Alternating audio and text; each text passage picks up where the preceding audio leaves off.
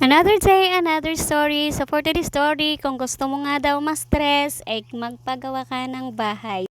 True Pag-ibig Financing, a 42 square meter with parking, up and down, and row house po ito by Borland. So, ito yung disenyo at style nito. Ganito lang siya at ikaw pa magpapagawa nito. So, ito na nga at sinimula na ni Kuya Steve ang pagli-layout ng floor para nang sa ganun masimulan niya na ang pagkakabit ng tiles. Pag tile sitter ka na, expert ka na at wala nang maraming paikot-ikot pa. At ito na nga, in a few minutes na simulan niya na.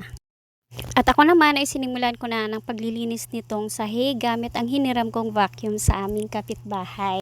Dahil mula nung na-turnover nito ay hindi talaga namin ito nalinitan, so ang kapal ng alikabok. So mas maganda talaga yung vacuum na gamitin, iwas sa alikabok at mas madali.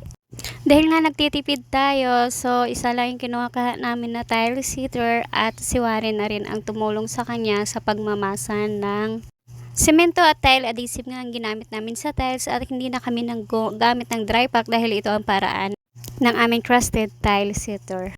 Pagkatapos kong maglinis sa taas at ito tinulungan ko naman si Mr. sa paglalason ng dingding gamit ang dahil itong dingding ay smooth finish na rin. Para pagkatapos ng lason and after 1 week ay pwede na siyang lagyan ng primer paint. Nasa 42 square meter nga lang itong bahay na nakuha namin at ito ay nailagay na halos lahat ng tiles. So hindi nga yan natapos gawa ng kulang yung tiles na aming nabili dahil nagkamali kami ng bilang. Sa 42 square meter, kung magaling ang tile sitter mo ay kayang gawing 2 days.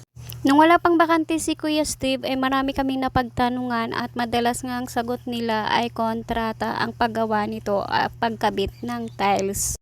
Kaya dito ko nga napagtanto at nagpag-isip kung bakit nga marangya at magandang mga buhay ng mga kontraktor dahil malakas naman malaga talaga.